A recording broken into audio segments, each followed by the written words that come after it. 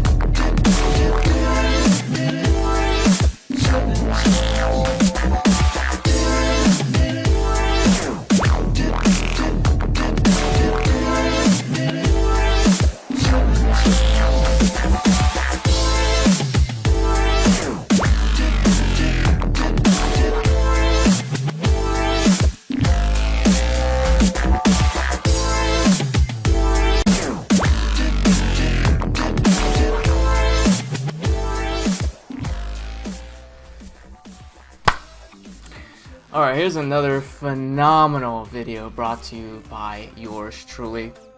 And in this video, Will is going to talk about his experience as a test pilot, and he'll talk about differences and similarities between different class of gliders. And then we will jump into talking about mindset and balancing the seriousness, since it's a risky sport, with having fun.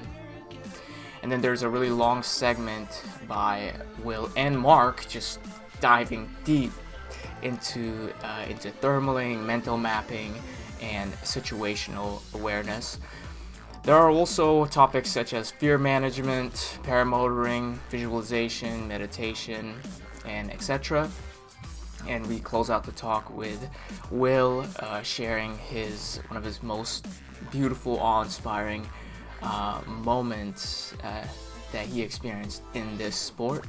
And he will also show you his own personal maneuvering techniques and nuance points in regards to becoming a better pilot. My personal takeaways from this talk there are actually three. Number one is leveraging competitions as a way of accelerating your learning. And Will had his first competition when he had only 1 year of experience. And he also said that competitions are not that expensive. They're like around $300 to sign up. And you get to surround yourself with people who are way ahead of you, and through that you kind of elevate your game. And also another thing I found out is he said that you only compete with people who are in your class. So if you fly B-Wing, you get to compete against people who also fly B-Wings instead of competing with other 150 people who fly competition wings and who have like 20 years of experience. So that's point number one. And number two would be emphasis on visualization and meditation. So he said that in times where he could not fly, he would watch GoPro footage of other people flying and kind of sit down and visualize how would he react in that type of situation, or how would he respond to this type of let's say asymmetric or this and that, and it's just an interesting perspective on leveraging visualization. And also he touches on the topic of meditation and how paragliding is not actually a physical sport. If you really think about it, it's more mental and self-awareness based. And all of this might sound super woo-woo, esoteric, hippie, but if you watch Mitch Riley's Chalk Talk from like a year ago, like hour and 30 minutes in, he will talk about his perspective on visualization and how he does it. And also I stumbled upon Mitch Riley's 2019 World Cup interview, and there he also mentions meditation and why he meditates and how it helps him with being more patient. So I'll link those videos below, and whenever you have time, I highly recommend you check those out. So and the thing is that if in any craft, sport, career, if there's a group of people who are top performers that are doing something, you just have to just steal that, and the idea of great art, good artists copy and great artists steal, by Picasso, right? You just gotta steal and try it out and see how that affects your own performance. If top people are doing it, you can't. No matter how hippie it may sound, you just gotta jump in and do it and see how you respond to that. It could be a technique, it could be a practice, it could be a mindset thing, So I'll definitely just steal that and put it in my toolbox of becoming the sexiest flying jungle cat. So yeah, that would be number 2. And number 3 for me is actually one of the things Will said. And he said that the hardest part of flying is deciding not to fly. So, and again, like for example, like Santa Croce puts a lot of emphasis on the pre-flight checklist in regards to like energy and ego and vibes. And I think a lot of people underestimate that. Like, there is an emphasis in regards to, how are you feeling, right? Like for example, I went up a couple of days ago, and I just, even though on paper, on the surface, everything was okay, conditions were okay, I just decided not to fly just because, I wasn't feeling the vibes, and decided not to fly and just came down. Sure, my ego took a hit, right? Because you pay for the shuttle to go up, and then you decide for whatever reason not to fly. Your little narcissistic ego takes a hit, but that is a much better deal than you forcing it and ending up ripping your glider in half and losing it forever. So that would be my third takeaway in regards to being self-aware and being long-term oriented and paying attention to the vibes, and just it's hard to explain. Just instinctually, even though on paper, like I said, on surface it was all good, instinctually, I didn't feel right. And Santa Croce talks about how sometimes you feel like you're stealing flights or you're going and launching because other people are doing it, so it boils down to self-awareness and sacrificing the short term for a long-term outcome.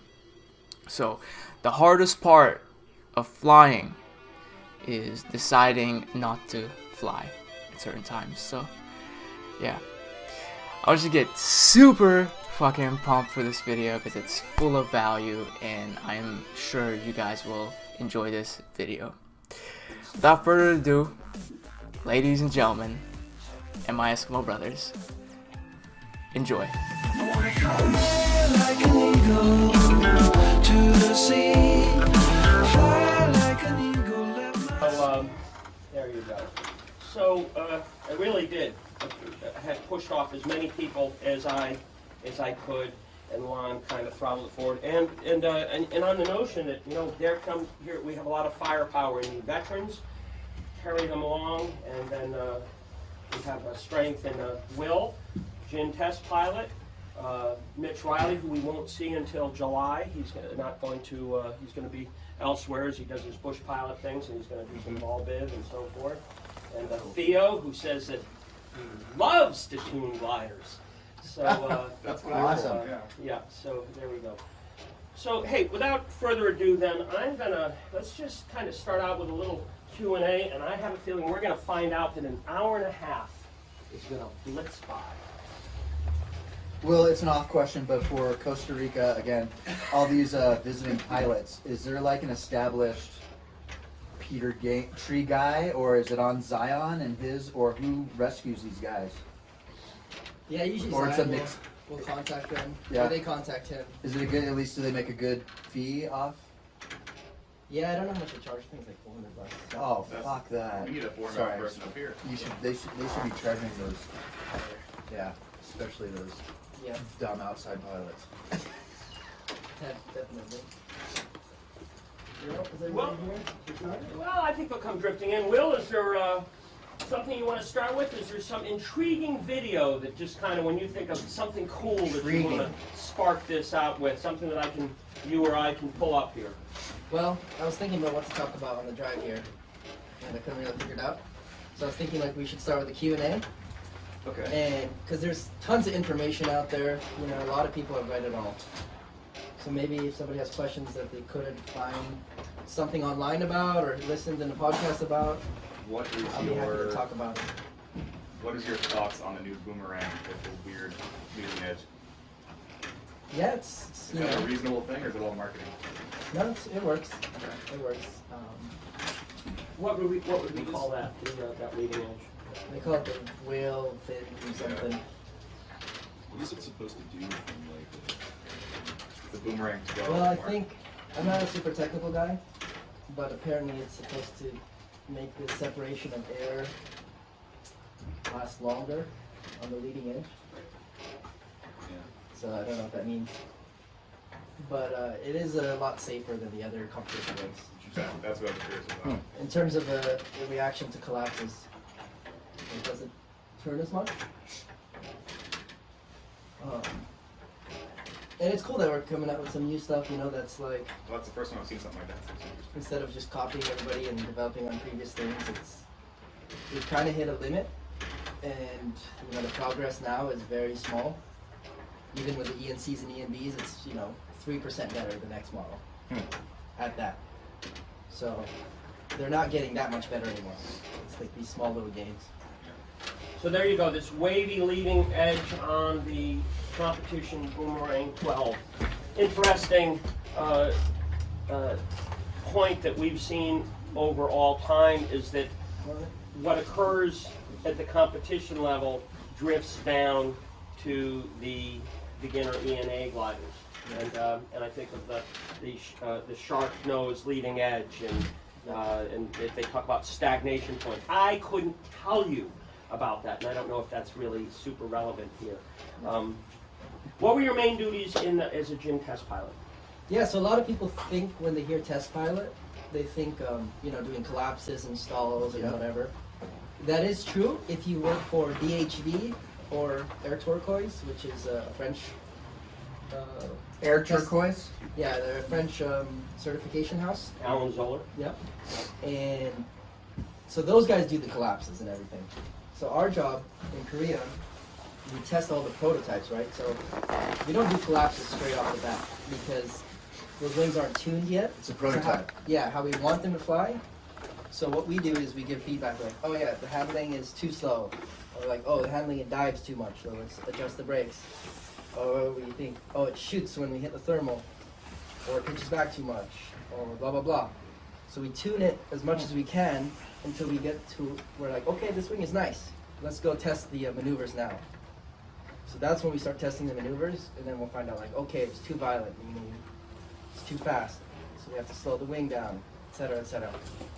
So a lot of times every day we go up there and we'll fly, and normally we'll have a what do they call it? A benchmark paraglider, so it's like whatever the best B wing is or the best C wing of a different brand. So once we're already happy with our wing, we'll start comparing. So we'll just compare on trim speed, see how it climbs together, and then we'll compare on full speed, etc., etc. And then we're like, okay, it's competitive, it's as good or better. And then, yeah, it's this whole game. It takes a long time, and it's really complex because, you can be testing in Korea and it's all easy and flies nice, and then you bring it to, Valle de Bravo where it's really strong thermals, or the Alps, and you're like, okay, it's a lot more workload. So you really have to test it in a lot of different conditions because it could fly nice in a smooth area, but then when you get to a strong place, it's a lot different. So like, you know, a typical prototype will take us, for example, the Yeti, it took 15 prototypes. Just to The give you an ENA, idea. ENA. Yeti. You know, same for the B-Wings. I think the quickest they've ever done one is maybe 7 or 8 prototypes before they were happy. Sounds fun. When you start from metal, you already have them from another company. Like, what's the first Hey, what's up, Oliver? Yeah, no, so you build on the previous generations normally, and you'll adjust it, change the tensioning, and, you know, I don't know anything about this stuff. I just fly things. So, but yeah, normally you build on the last generation, but unlike the whale nose, then you start on something completely new. And like Mark mentioned, it's getting passed down to the lower wings. Like we were working on a C-class prototype with the shark nose, the whale nose, and that was a 2-liner ENC. Interesting. So, it's You pretty got- cool. Do you guys wear any like diagnostic equipment while you're doing that, or is it tracked somehow, or is it No, it's all just your feeling. own personal input? It's all feeling. Cool. They are the like. How'd you end up getting that gig actually Very with cool. Jin? Yeah, so I was working at Superfly, and the gym team came to Salt Lake, Idris and Torsten, and they needed some help for the driver, and so I hung out with them, and they really liked me, and they said, hey, you want to come to Korea? And I was That's like, cool. okay. I was only like a 1.5-year pilot, Oh my gosh. and so they were developing the Bonanza, which is their ENC at the time, and they were like, we're too pro. Can you fly this so that we can see like how somebody that would actually get the wing feels about it? So that was my first testing and so on, and then That's pretty cool. start testing more. And it's a pretty dangerous job for not a lot of pay. You know, you're top landing a lot in strong conditions because you got to change the trims, or you top land, then you talk to Jin, and they're like, hey, this is what we think, and then he's like, okay, try this, and then you'll switch it out. Sometimes we'll switch out the whole line set on takeoff, which is a pain in the ass. Yeah. You ever accidentally land in the DMZ? What's the DMZ? Oh, in between North and South Korea? No, No. no. But we hear some artillery, Do you really? yeah, from one of the testing sites there. Acro uses 2 for prototypes. Do you guys use 2 emergency chutes? No. No, Should you? we should. Have you ever had to pull your reserve because of a No. testing? No, nothing happened. Knock on wood. I've always kept it in That's the little. something for the prototypes. What's the site like at Korea? You guys are testing at? So it's a gnarly drive up, 30 minutes and really off road. It can be weak, it can be good. And then you guys are top landing because you want to get in as many reps as possible. And Yeah, just normally go we down fly and for 5 minutes, 10 minutes, and immediately you're like, okay, something. something I don't like, Let's doesn't feel talk good. about that. And, yeah. So immediately you top land. And normally Chin's up there and he has ideas of what to try, or Torsten, because they all have access to the files in their head, Hmm. so they know what to do. Nice. I do have some basic knowledge on it, but I couldn't tell you Are they how all these things change, how it feels. are they videotaping as well too? Like watching the wing, watching how it moves. Does that help at all with what you're? Giving us We usually feedback have on top of videotape, that. but when we get a new prototype, we'll take some photos. So you use a high def camera, and we're looking for wrinkles and indentations and stuff. Hmm. Because what happens is you can have it perfect in the CAD files, but then when it comes out in reality, because people have to still sew this, there's a lot of Oh, yeah. tolerance for error as well. Because even 1 millimeter, it's pretty impressive how sensitive the wings are nowadays to calculations and making sure that it's really close to spec. Using your own harness, or you swapping harnesses too, and just trying these out. So yeah, that was a good question. Normally we use the same harness, so either it's like a Verso, 2 people have Versos, whatever, and weight loading is an important thing. Like you gotta be very similar weight, especially if you have if you're testing against the other ENB or the other NC, make sure it's the same size wing, same weight loading, so you can really get an accurate assessment of how it's going. But even then, it's, you could be wingtip to wingtip, and that person hits an air bubble, and it kind of messes up all the testing. So it's not like a wind tunnel where it's all perfect and laminar. It's the air is like, so you're like, was it really better or was it really worse? Like you can get like a little thermal. That's why you got higher. So yeah, it takes time. Definitely takes time. What's the so say standard design cycle time? So like say they want to upgrade or they're going to work on the next one. Yep. And, they do a bunch of design and then there's a prototyping where you guys fly, right? So like what's that whole Well, for process? reference, for example, the Boomerang 12, I think it was the first time I flew it. It was like 2 years ago. Okay. So usually it's about 2 years, year and a half gap between the stuff. That's pretty quick. Yeah, Like I would say that's yeah. Some models, if it wasn't so good, then we'll try to work on that one better. But in general, it's I guess it 2 depends on years, if 3 they years. if they do something and then they make the prototype and you guys go like this is amazing. Yep. You don't have to go back quite as much. Well, like for the Boomerang, for example, the 12, I think the 11 came out in 2016. Wow. But we had a lot of prototypes before that, before we went to the whale thing. Yeah. So that's like 4 or 5 Right, years. it was a big design change. right? Yeah, it So was a it's big all- design change. So Do you understand the concept, just real brief, stagnation point? Do you have a handle on that with the shark nose? No. I don't either, No. so, okay. It has to do with how a glider pendulums and how they change from this open leading edge to designing the leading edge with that ridgy foil such that it has an overbite and it's supposed to fly better as the glider moves fore and aft. So there you go. Then I'll throw, how about the deterioration of the glider? Average strength, are you familiar with, like suspension line strength? Don't they generally kind of start at about 120-pound braking strength or something like this? yeah, I think it depends on which class of wing, but they're all load tested pretty heavily with the. They clip it onto this big truck with a bunch of cement on it, and they'll literally drive the truck at like 100 kilometers an hour or something until the lines break. And they do that in France and Germany and stuff like that. But I think it's supposed to hold it Like 8 times. something really high, like 2,000 kilos. And after a year, it drops 20 or 30% in tensile strength, and another year or something. Any handle on how durable our gliders are, even just sitting in the closet? Do they maintain strength? Have you got a handle on that? A little bit. I mean, they're really robust. I mean, you can see people flying really old wings, and you're like, damn, it's still working. And also depends on where it's at and stuff like this. But I think the biggest thing that messes them up is the sun, and it's a humid environment, and it's changing its shape a lot. That can, What aspect of the glider wears out the most? Is it the fabric, upper surface, the leading edge? Is it the risers? Is it the suspension line? What is most suspect when a glider's taken, abuse? Yeah, age. Yeah. So first off, it's like we talked about earlier with Theo, when he likes to trim gliders. That's probably the first thing that goes out of whack. Especially if it gets wet and then dry and then wet and dry or whatever.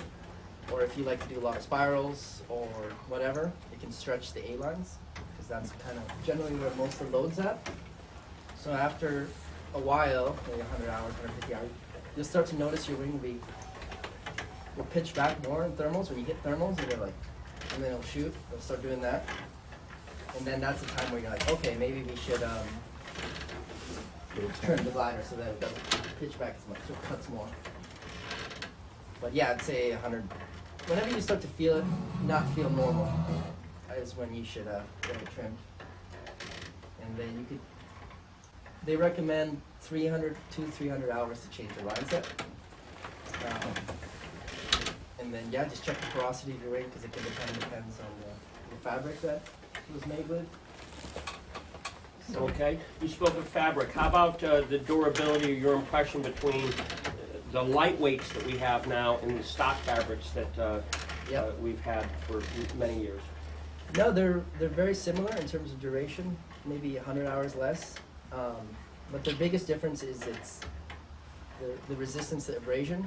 So if you're like in Arizona or Vegas or the point in Salt Lake where it's really gravelly and stuff, it can wear a little faster.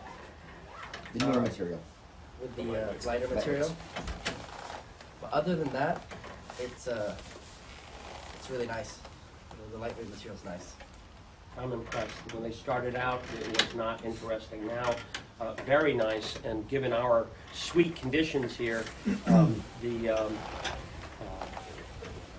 abuse is much lower. Yeah, and they're actually working on some lighter fabrics. Like in the X-Up, some brands had 18 grams per square meter, I think, which gives you a reference. And the heavyweight is 32, and then the lightweight is 27. Wow. So they had 18 grams. So it was literally like a plastic bag, but after 2 weeks it was trash. So it had a 2-week lifespan. Interesting. But it was very cool. They kept their wings very light. All right. I don't know if we're in your wheelhouse here, so if I'm asking questions, looking to get confirmation on, how about just a little speak on the weight ranges that are stated on the placard, and how point blank speed of a given glider at minimum loading and at max.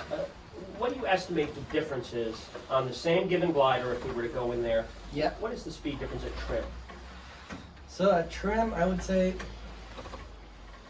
well, I think, what do they say? It's 1 kg, 1 kilometer an hour for every 3 kilos.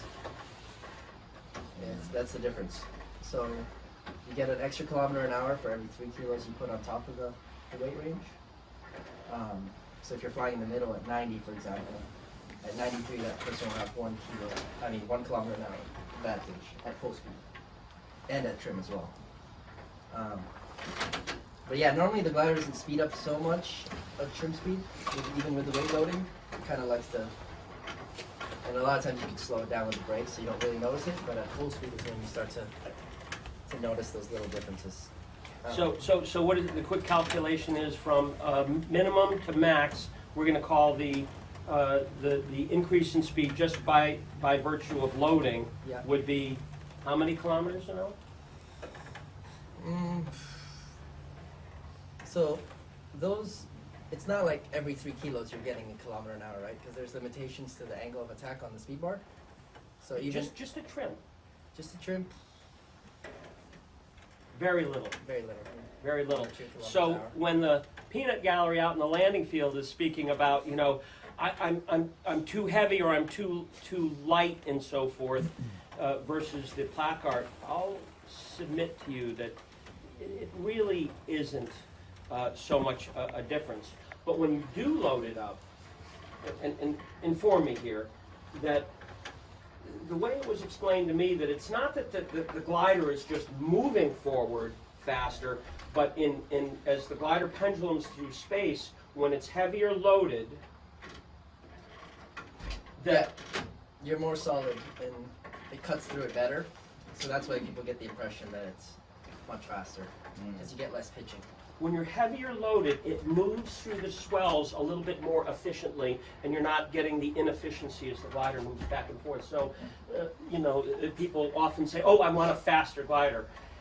You're going to find in your flying career, people aren't saying to the guy in front of them, "Hey, I'm passing you on the left or the right." It really doesn't happen. For those heavier pilots, how far over the top weight range is still acceptable? What do you mean by acceptable? Before it starts becoming a problem, or does it become a problem if you're 10, 20, 30 over? Fly by speed wing. Great question. That is a good question. So normally they're certified within the rate range, so like 80 to 100, right? So at 100, it still passes as an E and B, for example. But maybe at 105, 110 kilos, it's E and C on certain maneuvers, just because it has more weight loading, so it can react more dynamically. So, I'd say 2 kilos over, the certification is still tolerable. So if I eat enough donuts, I could take an A to a B? It's possible. Okay. Definitely possible. And that's why you notice when, like, for example, the advanced pie, the smaller it gets, it starts to lose its certification. because you're increasing the load and everything. So that's like, oh, it's E and A at this size, and E and B at this size, and then it's uncertified at whatever. As you load up a glider and say get over the top of what it was certified at, it doesn't mean that it's dangerous. It just means it takes on different characteristics. Sink rate is affected, speed a little bit. Glide in theory is about the same. You're just traveling the same line in theory. But how would you articulate the characteristic changes as we, jump, 20 pounds over the top of the upper certification? Yeah. So you'll notice this if you're a tandem pilot, for example. When you have a heavier passenger, the brake pressure increases, and you definitely feel that you're going faster. So you could notice an increase in brake pressure, and you're coming in a little bit spicier. So those are the two things that you can notice. Yep, you'll turn much more dynamic, which sometimes you will feel like you're losing, especially if the thermals are pretty light. If you're kind of heavy and fast on it, you're like, oh, I can't really float in this. But basically, it's just those few little things that you notice. When we fly super light on a glider, on the rare occasions we fly our tandem gliders. Yeah. It's been my finding that I really don't outperform the guys that are at their optimum middle of the weight range to the upper third. Yep. You concur, Dr. Will? Yeah, unless it's very, very, very light, like 0.2 meters a second, where it's, a solo tandem can stay up versus a solo wing. But then once it gets to a little bit bumpier and you get more changes, then the optimal is better because you're not diving and you can turn tighter and whatnot. But yeah, these wings, you can fly them light, but they just don't feel as solid. So at least stay middle or to top. That's right. The middle to the upper third gives you a very nice cross-section of handling characteristics to your advantage.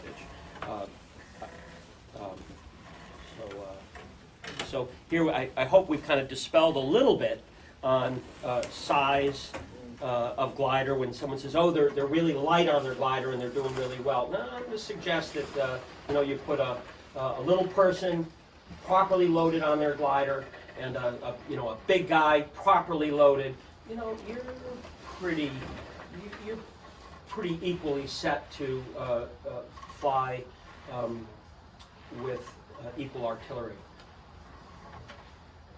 Yep. Any questions about gliders? We all know that the most important decision about gliders is what color comes in. So when are we going to see some retro late 80s, early 90s colors? I have them on the shelves right here. But a newer version. Yeah, it's possible. I mean, Yeah. as long as you want to pay for it, it costs you more. But it's just a supply and demand thing. So the biggest manufacturer of fabrics is called Porsche in French, and to them, paragliding is it's not even a big part of their business. So they don't really care so much. It's mostly sailing or whatever, real big industries. But yeah, everything's possible. Everything's possible if you pay for it. Well, you know people, so What was your biggest eye opener going into the test, the position of test pilot? Yeah, so I think this would be a good segue. What I was thinking about talking about was mindset. When you hang around the guys that have been in the game a long time, you start to see a commonality of mindset, and that was probably my biggest takeaway. Which we'll segue into in a little bit. Elaborate on that. Yes, please. Yeah. So I mean, this is the whole hour talk itself. When They're definitely not- when you got on site at the factory and they said, "Ooh, we got some new meat," Yeah. Because you said you had a year and a half experience when you got on, right? Yeah, it So- was very early. The thing I learned right away is they're definitely very stoic people. So you'll never hear them be like, oh, holy shit, that was crazy, that was scary. Even though it's probably the scariest thing that's happened to them, they kind of just keep it to themselves. And that's one thing I noticed with top guys. I guess it's just business as usual for them. It's like walking or riding a bike. You know, they don't even think about it. But also, they're very serious. So you can fuck around, you can joke all the way to take off. But as soon as they're clipping in, they change. You know, then they become professional, like, hey, I'm doing my job here. Even in competitions. Because they know that this is serious business, right? It's cool to be all fun and happy and giggly, but once you're flying, you're serious. And all the top guys in the world are like that. As soon as they put on their helmet, they switch. And I think that's a really good takeaway, that every flight, you have to take it as the most serious flight, even if it's a sledding.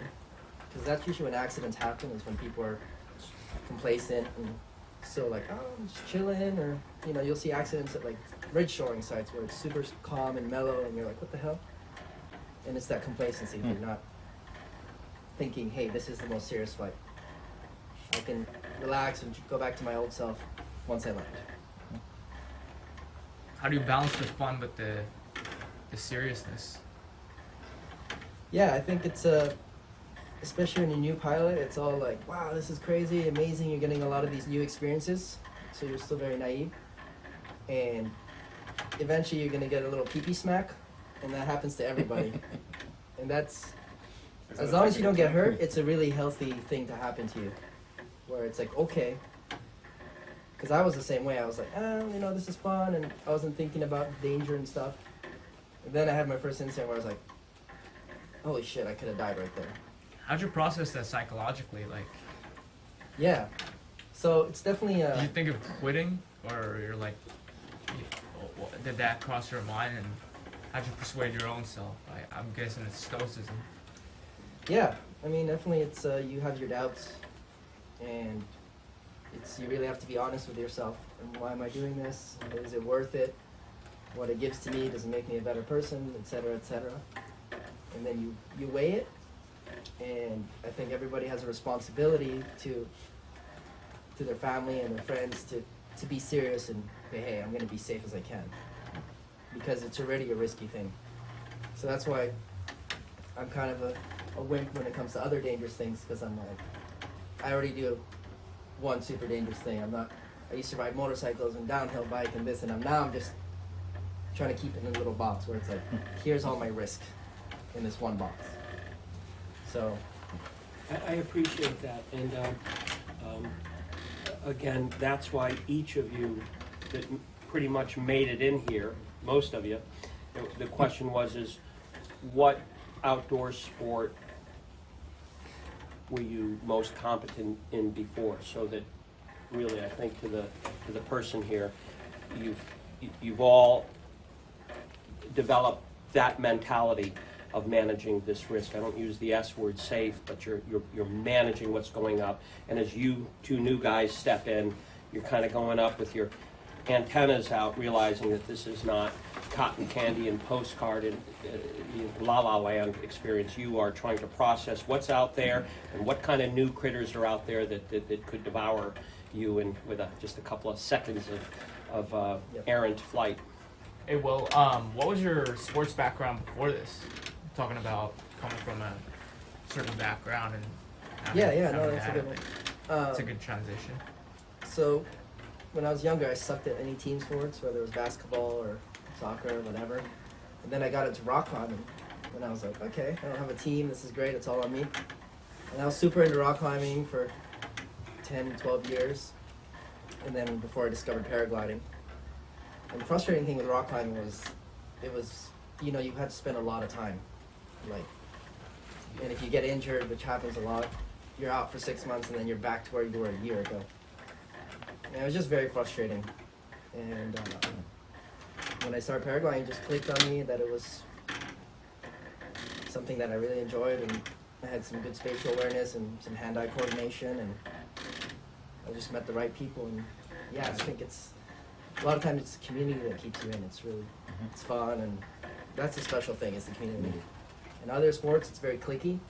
You know, if you're surfing or whatever, and you go to a different surf spot, people are gonna kick your ass if you get their wave, you know? But in paragliding, it's very, oh yeah, come over, take off, in general. It's very open, which is really nice. So you can go anywhere in the world and people, you can share that bond. And it's not competitive, there's no ego, because nobody's watching you when you're 5,000 feet over launch. Nobody cares. Was looking up at you trying to get there. Yeah. Hey, I'm going to pull you back to your insights as a test pilot.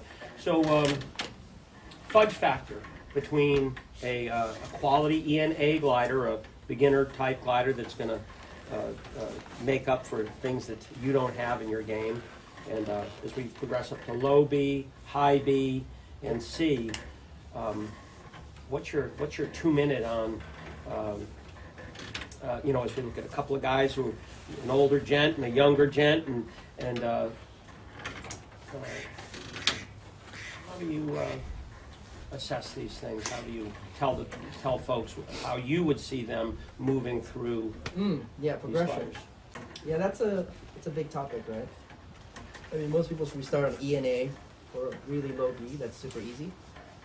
And I would say a year and a half, depends on how much you fly, before you can think about getting a higher B.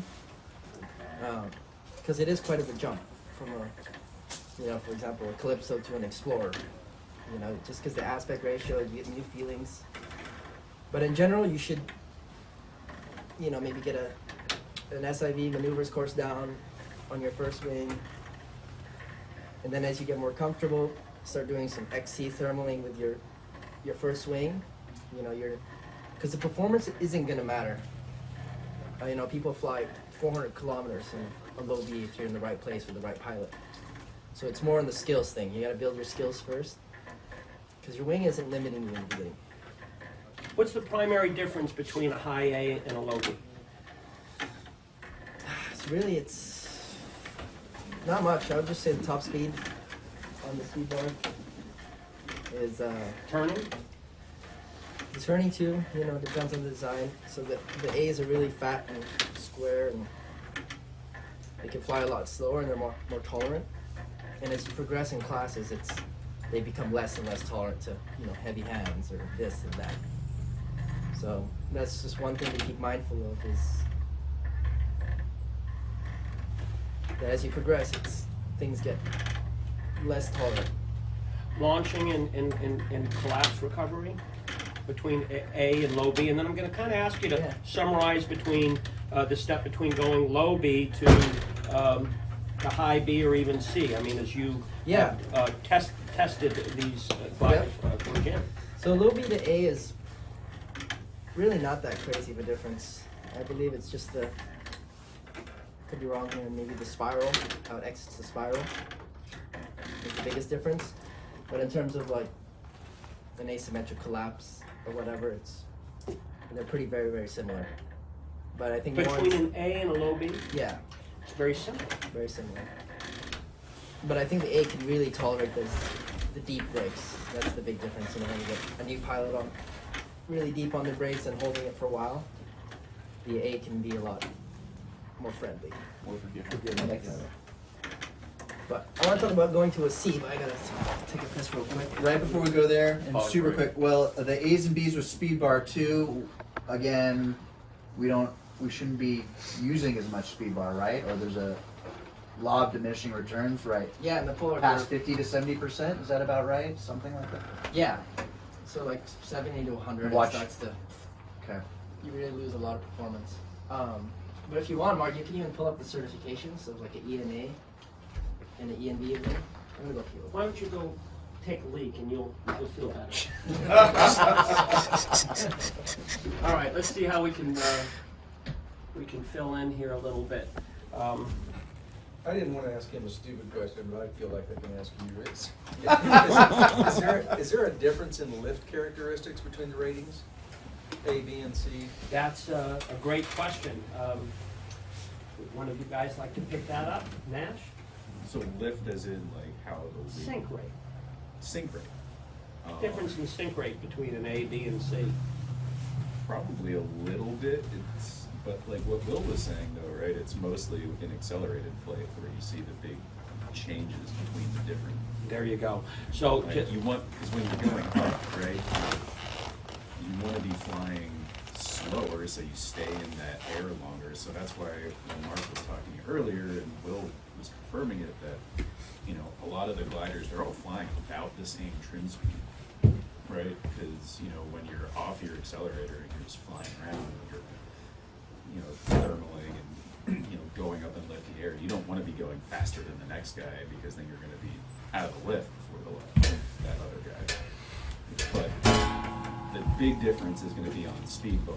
So when you're on an A or a lower B and you push, like what Will was saying, up above 50 or 70% bar, you can feel it sinking a lot faster. But then a higher rated glider, especially like Theo was talking about last weekend, he's on full bar and it's just going super So fast. to answer you directly, the gliders at trim speed, that means just hands off, just kind of letting her go. They're very similar. An ENA glider, I don't know, maybe they're 22, 23 mile an hour, not more. So on a big uplift day, you could see an A up there just. Absolutely. Oh, yeah. Right, so if this is your thermal here, and it has a hot center, and maybe it's going up, 800 feet per minute, and you got 200 feet, and then you got sink.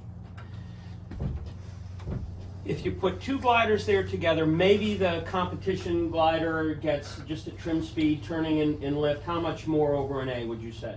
What do you want to declare sink rate of your ENA glider versus your competition glider? So the sink rate's very similar actually. And actually an ENA should outclimb the competition glider. Ooh, there's a statement. Because its turn radius is a lot tighter because of the aspect ratio is low. So obviously it depends on the conditions, but if we're saying a normal day where there's a tighter core, the ENA should actually climb better. Wow, that was Yeah. I'll pocket that one there from the gym test pilot, Bill Cardis. Yeah. So I'm going to carry this analogy and I'm going to hand this thermal thing over there, and then I'm going to. Which tree did you use? What tree? I'll look for the spot. But to answer your question here, Steve, the way I kind of read it, one, listen, a thermal can have any shape. We're going to call this a classic chalkboard thermal. It's round with a center, but it can have any shape. It can have multiple cores, like in business, location, location, location. And he even gave an advantage to that beginner ENA because maybe he can hit the center of it and say outclimb the glider, the higher performing glider that might be in the 200 sink and lift. If he's not coring effectively, then he's not rising up like the guy who's hitting the middle. If this is going up 800 feet per minute and the other guy's kind of catching the 200, you can see the difference of 20 or 30 feet per minute really is negligible. You want to hit the center. Guy who's flying the competition glider and as though it's going to have experience commensurate with that thing, and he's less likely to make the mistakes, and he's going to catch nuances that say, hey, recalibrate my circle, here and here, until he's dialing right to the middle of it on cues. Yeah, the gliders he's flying with, the bird that he's flying with, and he'll make decisions. So, but that's a pretty big statement, handing to the A's. So now I'm going to go look for your wet spot out there, and I'm really, given that he flies world competitions. To have him articulate what has made him successful should be interesting to you. All right. So, does anybody have problems with climbing where they're like, oh, this guy always outclimbs me? Or why is this guy climbing really good? Sure. Always. What do you think the difference is? Experience. Okay. Technique, Technique, yeah. What else? being able to read like cues, Mm-hmm. maybe. So a lot of the best pilots in the world, they also have the most awareness about what's happening around them. So if you see somebody, let's say you're with somebody here, you're climbing pretty good, and then you see somebody 500 feet lower, and he's slowly catching up to you. So the first person that sees that and gets to jump on top of him and join his thermal, by the time that other guy with you gets to there, you're going to be already above. So it's never, especially in places like Brazil or whatnot, the core is never the best core. It's usually moving. So like, I'm here for a minute, and then it's like, oh, I'm here for a minute. You're consistently jumping on different thermals just to climb faster or stay on top. So awareness is a big part of it, where you're really, and that comes with experience. When the thermaling's automatic, you're not scared of the traffic and whatnot.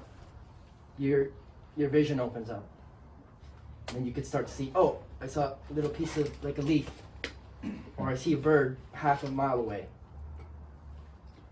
So it's really, this awareness makes a big difference in terms of how well you climb and stuff.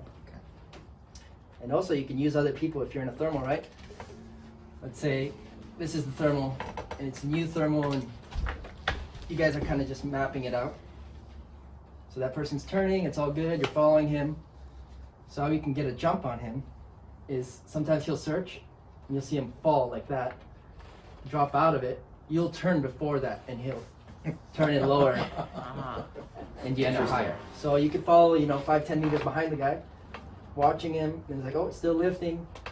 And then as soon as you see him fall out, you immediately turn. And that's how you can gain these little advantages, and especially when it's light too. A lot of the good pilots, though, sometimes it's so weak that you're actually sinking slowly, right? So like in certain starts and competitions, we're having who can sink the least to wait for the next cycle to come up is a big difference as well, right? So if somebody's searching and he's going there looking for the thermal, and like, what the hell, there's no thermals. And those guys just stayed in that little bit of sink, less sink than everybody else. By the time it comes up again, they have 100 meters on it. So going back to segue on how this can be practical for you guys, let's say you're doing cross country, right? You're getting a little bit low, but you found a weak thermal, maybe a 0.2 meter a second. What you can do is like, okay, I'm low, I'm just gonna stick with this. I'm climbing slowly, it's giving me more air time, and use that time to get more awareness on where should I go next. Or that maybe that 0.2 turns into something good, it drifts you into something better, and then it triggers off. Or you're just waiting, you see another glider go, and boom, he found something, you go there. So it's like a little survival game, especially when you're cross country. If you're low, you just wait, be patient, survive in this little weak climb, and relax, breathe, and open up your awareness. Will, when you say wait, right, does that mean keep circling around like similar radius, or is it, what's the maneuver when you say kind of?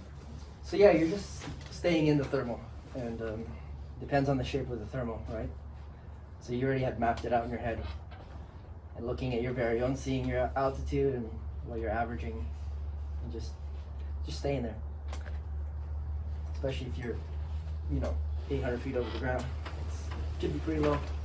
The atmosphere is breathing, and it can be as rhythmic as if you're a surfer, and you're calling that moment where to get on the wave. And sometimes you find yourself in a moment where it's on the exhale and it's not given, and so you have to make a stand. And it could be because the sun went behind a cloud, and it happened to be that you were low or whatever, but you're kind of reading the character of the air at your moment. So sometimes you're just looking to survive until it booms up, and that can be 5-minute cycles, it can be 15-minute cycles, and sometimes you're talking about a low moment where you're just trying to hang in there until that sun comes back out, or whatever the catalyst is for it to give again. And so that's sometimes you're in survival mode, and you've been there many times. About it. So always try to have two. And we're doing XC. And then you can hit both of them on the glide. What is a good instrument setup for a casual XC pilot? So I'm the least technical person that I know in terms of all these things. The only thing I look at is my sink rate, or what I'm climbing, my glide ratio, and then my speed. That's the only things I look at. Everything else is too complicated for me. No altitude for No, I look at aerospace? altitude. Okay. Yeah. in airspace. Okay. Not so good at airspace, but yeah. Yeah. I try to keep it simple. I'm not a very technical person, so for me, paragliding is very intuitive and feeling. It's how I learn. So if you ask me what my settings are for this and that, I don't know. More along the lines of you just using a phone or using you're probably using your comp setup stuff. But. No, I got a Flymaster, which is Okay. you know the black brick. It's my favorite one because it's so durable and it's good battery life and it's basic. Yeah, that's what I use. Your last competition was in Brazil. Brazil, and Yeah. how many people in there, how did you do? So yeah, that was the World Cup in Brazil. It was 140 people. I took 26. Nice. Outstanding. And that was from messing up one day. Just one decision out of the whole week. Where I left too early and got to the bottom of the group and then thermal was stuck. So Can I implore you to sit in this harness and just show us what your basic body posturing, from the way you grip the brake to the way you find yourself weight shifting and so forth? Throw your arms through here if you would. okay. By the way, Will, how many years of experience you had before you jumped into your first competition? I did my first competition about a year into flying. How many? Do you remember how many flights you had at that point? Because you So also were. I'm really bad at organizing, so I've never logged any of my flights. So, I can did relate, my yeah. IP2, and then after I'm like, I don't count. So I'm not very good at that. But yeah, about a year, because somebody told me that doing a competition is the best way to learn. It's really cheap, and you get this intense immersion. And the reason why people say that is because you get so much information, And here, when you fly alone or with a couple other guys, you can't really see how you're doing relative to others. But if you've got 50 people in a thermal, you're going to see who's climbing better. And that's going to give you like, okay, why is that person climbing better than me every time? So it gives you real feedback and it gives you a bigger shape of the air too. Because you can be in a thermal and you're like, oh, the shape of this thermal is, there's a better core there. There's like 3 cores, all within reach, really close. So it gives you this more big vision of how the air works. So that's probably one of the best benefits. And it's like $300 if you go to international and you get retrieve and arrive at takeoff. And there's people watching you. So you got 100 people there. So Yeah, if you go down and retrieve, they're gonna radio Switch. you. And that way it's Can you switch? nice and safe. Because he's showing the harness. Yeah. Will, by the way, do you need a certain qualification to get in, or? Yes, to the higher level comps, but in the beginning, you just got to be the first one to sign up and pay. So, and the cool thing is that people are like, oh, I don't want to go against these guys that have been doing it forever. But there's different categories. There's B class. There could be the whole competition of 120 people, but there'll be 30 people with B wings. So you're not competing against 120 people. You're just trying to compete against 30 people with B wings. And also, when you do your first competition, and some of you will, you can't really think about racing yet. You just gotta think about making goal every day. Is the most important thing. And once you can do that consistently, and you're confident, and we're like, oh, I just did a 60K task, or I did an 80-kilometer task. And then once you have no doubt that you can do those tasks, then you can start thinking about how do I fly faster. But in general, if you just do make goal every day, which is what my goal was in my first comp, and just by doing that, I was able to win the B class. And you aren't really racing because it's not really racing when you're in the lower class. It's more XC because there's going to be a lot of people in front of you, right? Because the competition wings, the D wings, the C wings, they're all going to be ahead of you. So you're kind of just using them and trying to fly fast as you can without bombing out, really. And being consistent makes a big difference when you're first doing it. So, yeah. How do you grip the brakes? How do you posture your body? How do you lean on your femurs there when you're turning? What little nuances would you show us? I like to take a wrap like this. I don't know what it's called. Half wrap maybe? No. So that's Single usually wrap? how I hold my brakes, and I usually have my finger on the lines like this. I don't know why, but that's how I do it. That just allows me to feel what's happening inside of the wing with the pressure. And yeah, I just like that. If I'm in a sit-down harness, I usually cross my legs like this. And what I'm trying to do by doing that is to keep a tight body posture. And elbows in like this. And you're just relaxed. You know, you don't have to do a crazy weight shift. And I see some people do that, which is fine when you're new. But as they progress, they get a higher aspect wing, for example. It starts to deform the wing. You'll see the wing is like, there's like a little dent in the middle because people are weight shifting way too much. So you can weight shift. Usually I just put my head over the riser like this, and I don't really like lift my ass cheek or anything. I just lean there like this and control the angle with the outside brake like this. Just, oh, it's too steep. Slow it down. So you don't have to do crazy like that. What if you're like getting blown around a bit and you're like kind of, you know? Is So there that's a just certain that's normal. leverage point, You or- just gotta have to ride it out. You just keep riding it out like that, and just it's very normal. You just get used to it. So as I see you naturally go, kind of looks like you elbows in, you like palms forward. Go ahead and give us a legs or. Yeah. So this is how I fly like this. Very relaxed. And how about when you look, if you're kind of rotating around, give me the full look. The look, huh? Well, how it is it when you're engaging the turn? That's it. Now, I don't see you really leaning on your legs particularly, so forth. I realize that with your glider, it's probably, it turns a little bit nicer and flatter. But,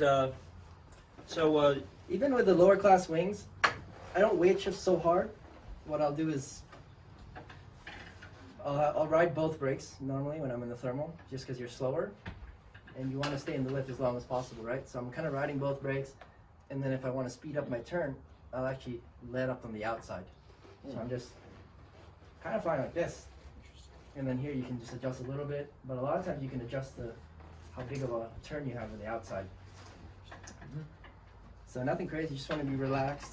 so to take that, if you were in a thermal, and you're turning and you realize that there it is, beep, beep, beep, beep, there's the strong center, and it's coming around, and you go, gee, I really want to go that way a little bit more, and as you come around to increase the speed on that turn, and then he would catch the center of it. Not necessarily a big push with the inside hand, but what he just told you is that when he's turning and trying to recalibrate his center, location on that thermal, when he's coming around and he realizes beep, beep, beep, beep, beep, he might throw up the outside hand to get that glider to come around and a little touch on the inside. That's Yep.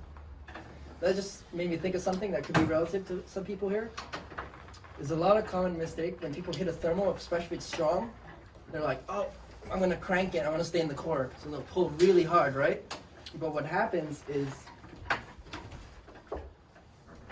so let's say this is you, right? Underneath the pendulum of the wing. When you bank it really hard, it's gonna come back. So a lot of times people go boom, and they're like, oh shit, here's the ridge. And they can't turn because the momentum is set that the pendulum has to straighten out for a second before you can turn again. So a lot of people make that mistake and biff into the hill. If they're like, oh, strong one, they pull hard, and as they get around, and I'm sure some of you experience it, it doesn't want to turn because the wing is flattening out after that pitch, the pendulum pitch. And then it's like, oh shit, and then you turn again. So how I like to hit enter thermals is when I hit it, I'll wait a couple seconds, and I'm gradually increasing the brake pressure. It's never up. Boom! And then just trying to stay into it. It's more of a gradual increase. Start slow and then get stronger in it. And that'll keep you safe from it correcting itself. And then here's some trees and you can't turn anymore. So make sure it's a gradual arc, that your body is, let's say you're turning, right? You keep it consistent. It's all about being a consistent circle. Because if you yank it hard like that, it's going to come back straight for a second, and you might not be able to make the turn. Any questions on that one? I know that was a little... confusing right now. Yeah. What else? But yeah, it's like we talked about earlier, it's just about being relaxed. So have your harness nice and upright and you're just very relaxed, looking up. An important thing too is you always want to look first before you turn. So you always lead with the head and then you turn. That's how some people get in a little trouble there if they just turn first and then they look.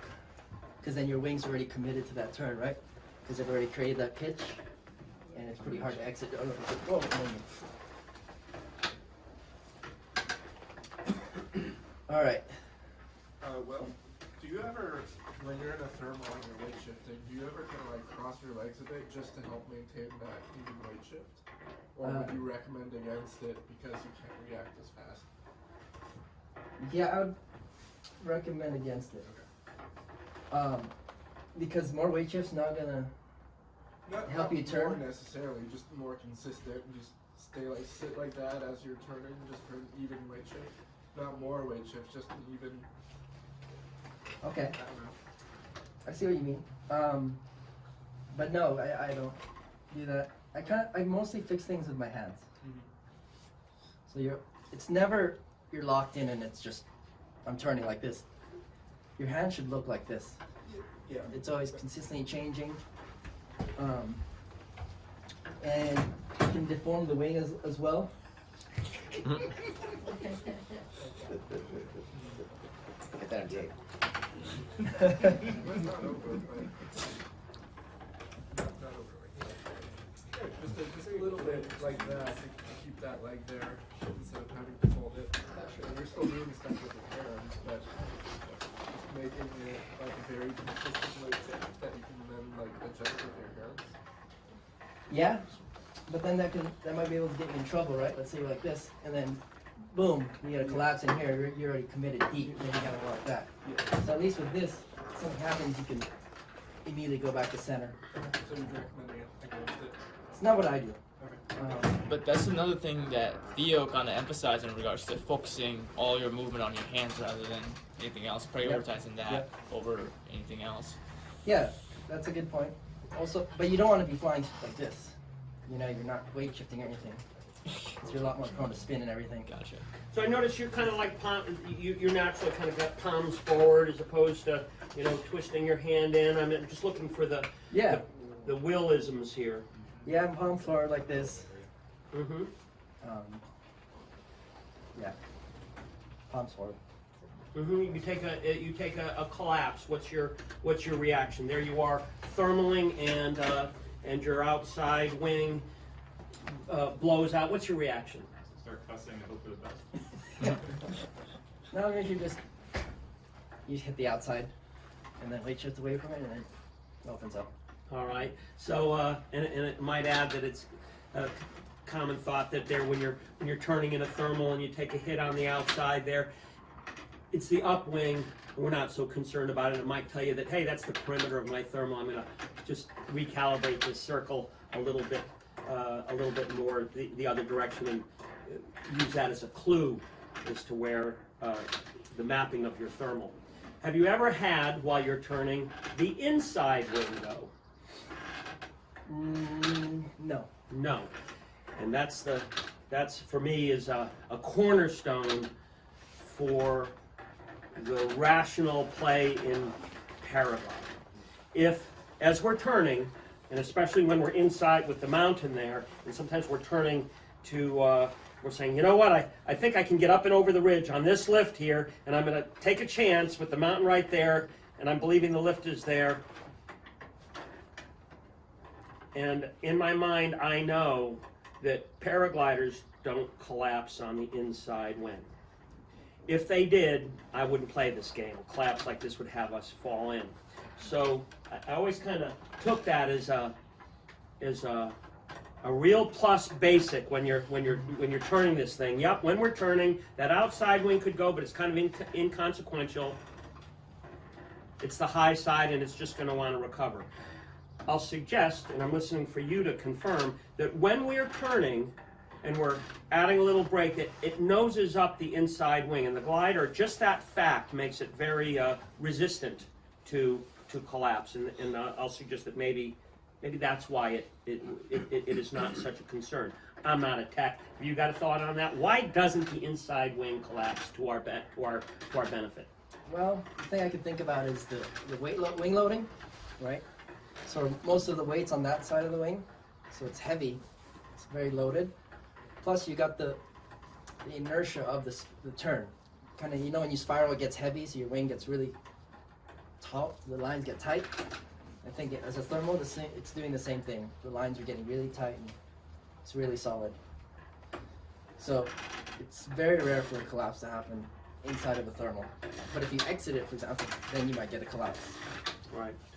Or if you were to have a wrap or two on and you overbroke on your inside wing, that wouldn't be a collapse as we're speaking. That would be you know what I mean, you're stalling and spinning around at that point. So, and that's where in all phases you're being sensitive to the way your conduct with the brakes, such that you're working within the window of workability with those brakes, that you're not so light that your wing is able to come forward to a point where it might surge and collapse, or that you don't so overbrake that and force something where it deforms and isn't usable anymore. It collapses. Yeah, one more value add to that body position. If you have a pod harness, we're more prone to getting a twist, right? Because our center of gravity is a little bit away from our body. So I'm a obsessive wing watcher when things happen. So the first thing I do is I'll actually bend my legs, even in a pod, and I look up, see what's happening. No matter what, I'm just immediately, I'm like, okay. Or even when it's turbulent, I'm very turbulent. I'm looking at my wing, flying like this. Give me a check. Because what happens is your eyes are a lot faster than the risers and the lines will be able to transmit the energy, right? I'm so glad you admitted that, because I do the same thing, but I've heard other people say, no, keep your eyes on the horizon. Feel what's going on. Yeah, I mean, obviously you don't want to fly the whole time like this, but especially when it's turbulent, you're looking at it. Because if you see a collapse, you can give it a pump before you'd even feel it. By the time you felt it, it's a lot bigger. So your eyes are your biggest safety tool, actually. So Tank, I want to say that it's personal style, and we're trying to get for those that were successful how they perform. For me, I don't look at my wing. You know what I mean? If it's getting crummy and getting knocked around, frankly I'm feeling things like a spider, and my attention is kind of out this way and trying to calm my metabolism and have the glider deliver what I want it to. If it starts to deviate from that, just a couple of degrees, I'm going to square it away. Much like driving your car, you start to tag that rumble strip. That's quite a bit. You already know which way, where you should be. But that's personal style, and never look at your wing, and you find that middle of the road that works for you, and from people that you respect, they're fine. Take the tidbits. I'm assuming there's a couple of times today where you've asked about palm forward, and I don't. I tend to palms in. Is that also a personal style thing, or is there? Well, I'm just going to suggest that as you're flying, even just a rudimentary pattern up there, and it's not maybe you can't even get away from the hill, and you to get up high and go somewhere. That you're flying, and I find myself kind of fly like this. I'm very curious to see how superheroes that come and fly international competitions, what their talking points are, and consider that is your game. But I'll suggest that you guys, when you're up there, are you hope it.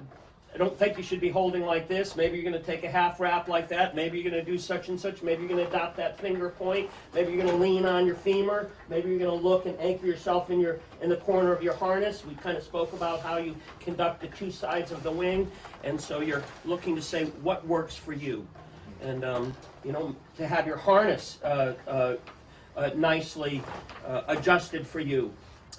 We've had some very good pilots that. performed and would get high and get away while everybody else is taking sled rides.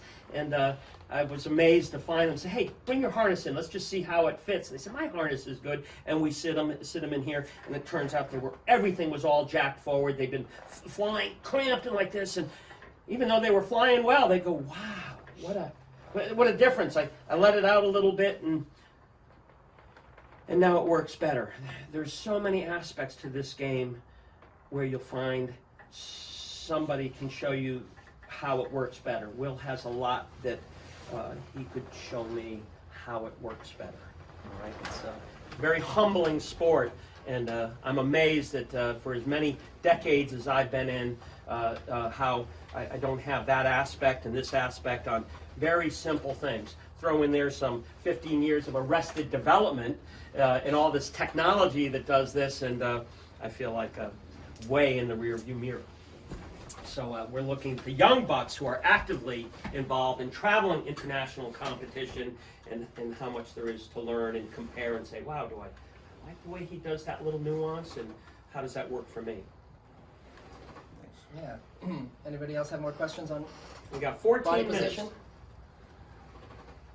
The main thing in the harness is you should be totally comfortable. That you should be able to fly 6 hours, 8 hours in that seat. If it starts to bug you after an hour, then you got to change something in your harness, because it's going to be quite distracting, even if it's like pinching your lats a little bit or whatever. If you're finding that your stomach muscles are sore, it's because you're sitting forward and you haven't tuned your harness so that you're leaning against it and letting it take support your weight. Will, how about your hands, right? Like they get sore, at least that does my experience, or you want to stretch them, or because your hands are up like this. Yeah. Is there a certain Well, I can already technique see or- based on how you showed me, your hands were like this. Yeah. So, yeah, you just want to keep it inside like that. And your arm shouldn't be really tired, because in the thermaling, you're resting your hands on the brakes first off, or you're pulling it. Keep them more inside rather Yeah, than if you're doing this, your shoulders will get tired. yeah, shoulders and lats. That's where I feel Yeah. it over, Well, that happens to me when I fly my paramotor, because you're seated like this, and your shoulders just die after a while. It's really horrible. So yeah, just elbows in, nice and relaxed. The only thing you're really doing is just letting your hand hang from this, and the rest of this is here. You're just adding 1 or 2 pounds of pressure really on the flight. You shouldn't be, you really are almost contracted through here. Okay, if you are, then you're not just letting them hang. Yep. And what happens too, if you're like this, you're using more of your, shoulder muscles like rotator cuff. But when you're here, you're using more triceps, which is quite a bit much stronger than your rotator. Got it. Yeah. Yeah, why don't you take your breaks and just mimic.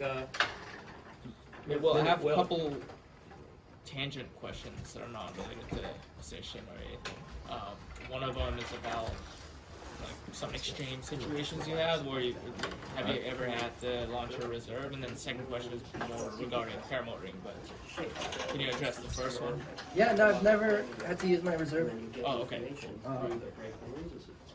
Any escapades of tree raping or No, I've also never been in a tree. solid? So, What was your first reality check then? Seeing other people, or like where you? but that was flying midday in Las Vegas, so it was a bit out of my skill set. But I didn't know. How's the flying culture in Vegas? It's really good. Is that where you started, or? No, I learned in Salt Lake, and then I moved to Vegas shortly after. When But yeah, I will say though, your first 2 years of flying is the most dangerous part, because you're taking a lot of risks that you don't even know you're taking. And it's hard to be aware of that at the time. I think everybody has to make mistakes, and there's nobody in this sport that doesn't have stories. That's what you're gonna realize. Everybody has a story.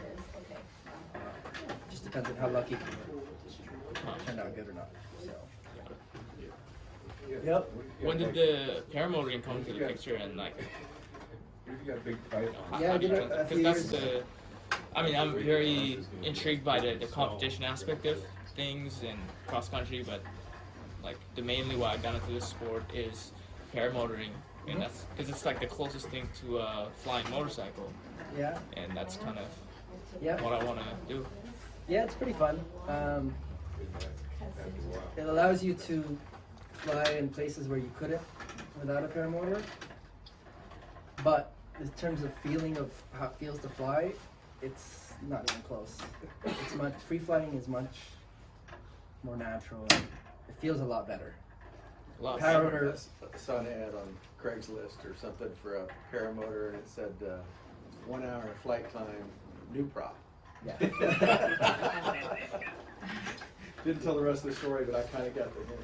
Well, now, seeing as you brought up paramotors and you have some time on paramotors, why are paramotors reluctant to fly in the midday thermals that paragliders embrace? Yeah, I think it's mainly the level of training. They don't have a lot of good thermal pilots, you know, especially in the Midwest or whatever. They're just used to paramotoring early morning and late evening, late before the sunset. And they do that just to keep in safety for themselves. But also, landing in the middle of the day with a paramotor can get trickier, right? Because then you have extra 60 pounds on your back. Yeah. So if it's thermic and you're landing like here, you get popped with it and you get dropped. That's a whole nother. You got an extra 60 pounds on your back. Hence the new prop. That's the new Have problem. you flown your paramotor in aggressive midday thermals? Yes. Yes. Yeah. So in Costa Rica, we actually did a pretty cool flight. We flew from the Pacific Ocean all the way to the Caribbean side with our paramotors. And we used a Boomerang 12, me and my buddy Zion. We both had Boomerang 12, so we're flying it. How long was that flight? 6 hours? 6 hours? Did you document it on YouTube? We did, but we're still making the thing. But anyway, you take off really early, it's really cold. But to save fuel, because you only get 3 gallons in your tank, which is like 3 hours, we turn off our engines a lot. And we'll free fly. So we use the Boomerang, just fly thermals with fall ridges. And then when we turned it back on, we got close to these big mountains, which is 3,700 meters. How much that is in feet? Pretty big. And when we got there, there was these Nimbus towers. And we had only tested our motors to 4,000 meters to see if we could climb up. And we were like, oh shit. Okay, whatever, let's just gas it. So you're just on full throttle. We climbed up to 5,000 something meters, which is like 17,000 feet, to get over these Nimbus towers.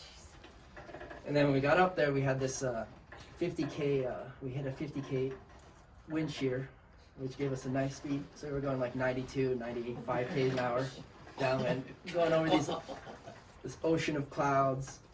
And it was pretty committing because there was 80-kilometer jungle, which is you don't want to land in. So you really don't want your engine to go out because it was a natural jungle with jaguars and all sorts of things.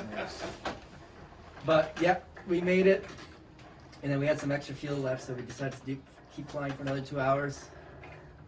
And that was a really fun. It was really cold. It was really cold at 17,000. What year was this? A few months ago. All right. All right. What year? And the crazy part is I had some dental implants done, right? And I had it done 3 days before. Oh, yeah. You didn't do oxygen either, right? No, Just no 17,000, oxygen. No problem. No. Any effects at all of that altitude? Yeah, you start to feel more tired, cold, very cold. Did you had any like heated gear on, like maybe gloves or? No, I just had some thick gloves on and 2 jackets, which was not enough, and a pair of jeans. We were very unprepared, and I had like a water bottle, like a little like 500 milliliter water bottle. I'm like, all right, that's enough to survive in the jungle for me. But the worst part was my implant was still fresh, right? So there was still a cut, and it started to freeze inside my mouth at 5,000 meters, and it was just this throbbing pain. But we already hit that 50K tailwind. And you were at the Rubicon, you know, you were at the point of no return. You were committed. And you're there just like quiet. How does your wing manage that kind of speed?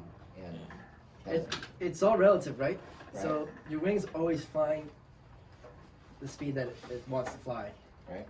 So it doesn't change if you're in 50k tailwind or 50k headwind. The wing is flying the speed it's meant to fly. Okay. So it doesn't really affect it. I had my buddy fly 130 kilometers an hour in his paraglide. Really?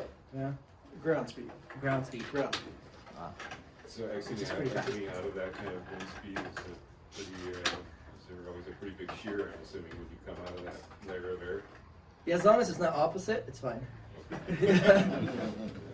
It would be a pretty, and I have hit shears where it's opposite. Like, your wing has to like transition into it, but a lot of times you're in a thermal when you're climbing up to a different shear, and it kind of creates this protective bubble almost, so it's not as windy. How many years of like free flight did you get in before you transitioned to paramotoring? Or is this like a paramotoring a new thing for you, or? No, maybe 2.5 years into it. I was like, oh, I should open a tandem business in Vegas. And Yeah, you did the I did. try I did trike the tri- there, right? I had a paramotor trike, so that was fun for a bit. But then it's 3 minutes, guys. 3 minutes. Taking off in crosswind. yeah. If you could go back to your beginner self, right? You got maybe 31 flights in so far.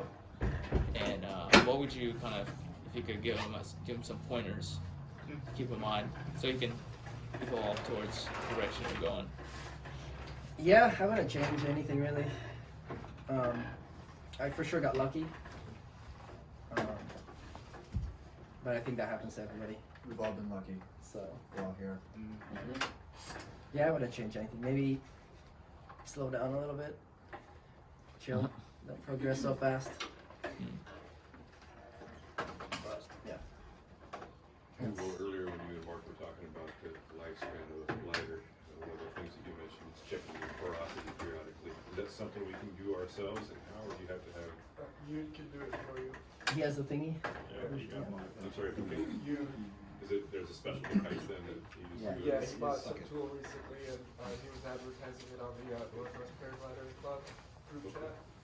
You can do porosity tests for it. So Gus was just giving me the unofficial suck test you can get, but I don't know how calibrated that is. Well, no, can you pull air through, right? If you're pulling air through, that's pretty porous. Try it now on your wing. Depends on how strong their suckage is. It gradually decreases over its lifetime, right? So it's gonna be Yeah. brand new, nothing, but a year later you'll get a little. Yep. Tank, you'll get a new wing by then anyways. Don't Yeah, worry about that. probably. But I'm just wondering if there. But yeah, if you do check it, check the front leading edge. Usually the wingtips get the most wear. Okay, good, because I was gonna say the trailing edge is what always gets wet out of here. Yeah. And that seems like it's the most important sort of function. Yeah. So check the leading edge top That's surface. what And then wingtips. That's all. There's a trick for making your wing wet. Don't fly in the rain. You'll be fine. What is that? Rain, hail, snow? So Will, just quick as a. Yep. You know, I was gonna ask this earlier, but maybe your story flying over Costa Rica trumps it. But just as a test pilot, like favorite or most memorable time that you can think of. Yeah, that's a great question. During the job. No, just in general, like Yeah. awe-inspiring, like breathtaking. Man, I have a really bad memory, which is kind of nice. It makes me forget the scary things that happen to me, but also all the beautiful things, so that I don't really get used to it. But probably flying to these, one of the top highlights is flying to these big mountains in Costa Rica, and it had never been done before because it's always blowing like crazy, 40k an hour wind. But one day we were hanging out in the river and we saw some clouds over the mountain. We're like, oh, it's possible to get up there. You guys were studying this for a long time, right? You're waiting for the right day. Right? Yeah, And that's- Zion had been waiting for 5 years Right. for this Wow. flight. And so we run up to take off. We get up there, and it's you're climbing in heights, right? So there's different layers of air. But it was really tricky because you're flying over this national preserve where you don't want to land because the trees are huge, and so there's no landings, and we had to climb into 3 different cloud layers. So it's definitely not a recommended flight. So we're flying in the clouds, and we transition to the next ridge over, and then we're in the cloud again, and we're just navigating with our maps. And then as soon as we pop out of the cloud, we're at the summit of the mountain. And there was still a headwind, like 10K, we were getting a little bit of rotor, but oh yeah, it's this one. Is it this one? Yeah, it was this flight, actually. Clouds are more forgiving though in Yes. Costa Rica, right? So you can see there's no roads, there's no river, you definitely don't want to land there. This is primary jungle, so this has never been flown before. And there you can see the peak where we're trying to get to. It's just surrounded by clouds, right? But normally it's just covered in clouds as well. It's, there you can see me down there getting low. So go back a little bit more. Is this really? So pause it. There we go, right there, down there. Yeah. There, So I was low in there with no landings. But I saw this cloud over here above me that looks like it was working. And luckily it worked.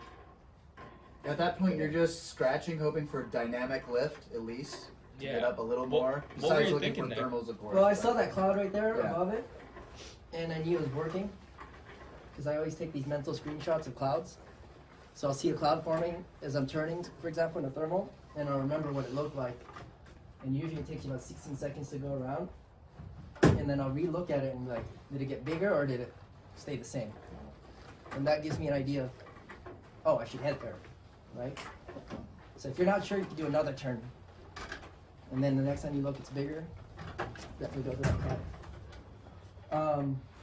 And that harkens back to his speak earlier about when you're low, and sometimes you're just working zero sync or the best you can until it all comes back and gives you the opportunity.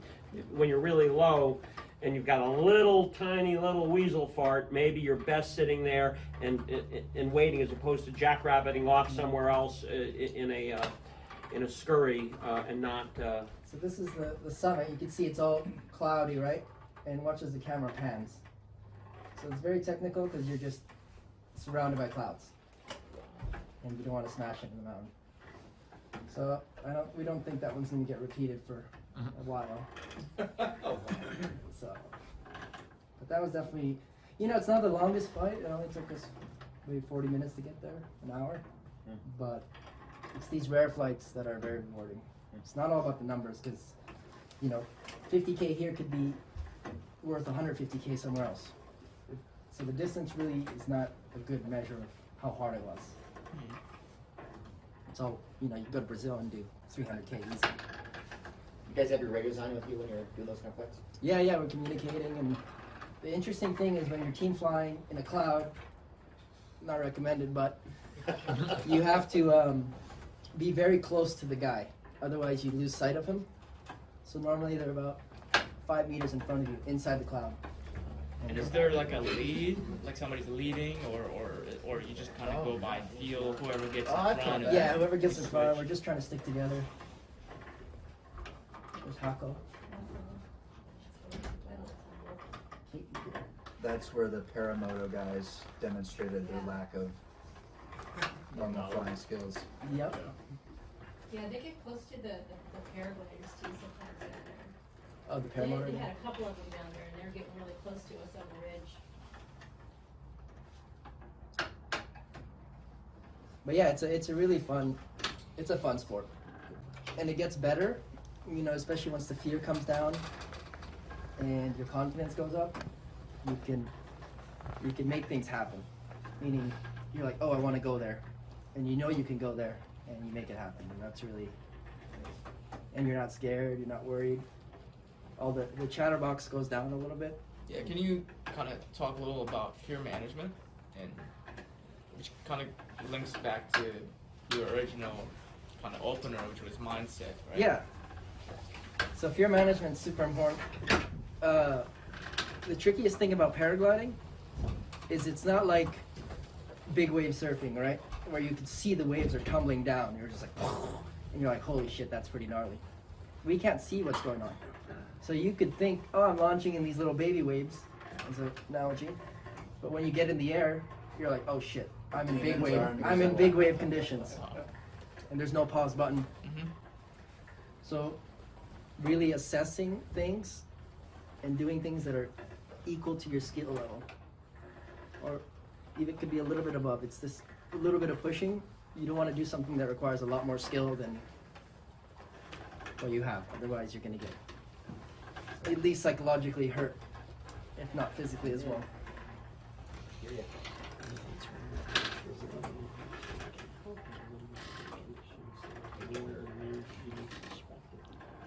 So I guess to go along with that, learning to read the conditions as best you can before you commit. Because like you said, once you're married, Yep. you're committed, right? Yep. So any pointers on how to try to do that better? I feel like we're all trying to do that, but sometimes to the untrained eye, it's hard to see and learn that. Yeah, I think there's just so many variables, right? Right. So you're like, oh, I've lunged 10 miles an hour before, but maybe that was different site than this one. Maybe it's 10 miles an hour up here, but in the valley it's 20. So it's this consistent analysis, but it also works the other way, right? Like, let's say you're traveling, try to find some locals or whatever, and as you get better, people will still be like, no, it's too gnarly, blah, blah, blah, but your skill set can do it. And then works the opposite way, where you're like, oh, I'm still gonna fly. But in general, it's better to be more conservative, and that's the hardest thing to do in paragliding, is to not fly. Will, can we expect that you might be offering some fall, winter tours there that our guys might be able to participate in? Yeah, well, I was talking to Theo and seeing his interest levels, but we were thinking maybe Valle de Bravo in December, as it's not super strong yet. Because in January it gets a bit pretty strong, as Mark knows. So Hey, Will. that's only on the list now. By the way, I forgot to ask this question from Theo, actually. From competitors' perspective, right? When you're paragliding, what else are you doing? Like, for example, with boxing, right? Like, you're a boxer, but you get a lot of running done, which will help you with your cardio. Does that make sense? What other stuff are you doing to help you succeed as a competition pilot? Yep. That's outside. Is it strength training? Is it cardio? What else are you doing that's outside, that's added on to giving you that competitive advantage? Yeah, so as you can know, paragliding is not a very physical sport, aside from hike and fly, where you need a lot of training to compete at the high level. But all the top guys, it's always a mix. There's some athletes and there's some old guys that don't give a shit, smoke cigarettes and they're fat. So really, it's all about mindset.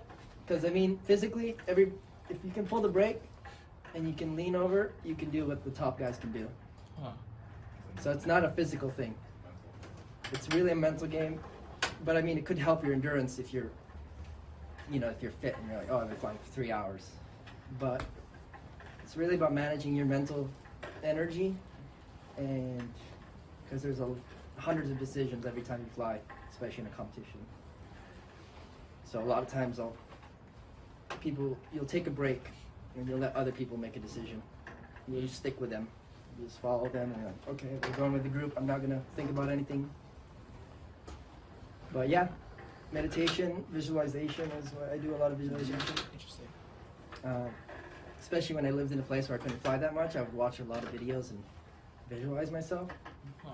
And you can do that too, especially for maneuvers. Like, you can watch a lot of, if you haven't done a maneuvers course yet, you can watch people's GoPro cams and be like, oh, he did the right thing, like he weight shifted away from it. And you can kind of imagine it's you, so that when it does happen to you in real life, you're at least a little bit more prepared than having never thought about it. Yeah, that makes a lot of sense. Very good. Well, we're at time here, time plus 9 minutes. Thank you, Will. Thank you. Greatly appreciate you coming. We have Will for really the whole summer, so we'll endeavor to pick his brain and the other brothers through the season, and well, you can be sure it'll be an adventure every day. I wanna come like an eagle to the sea, fly like an eagle.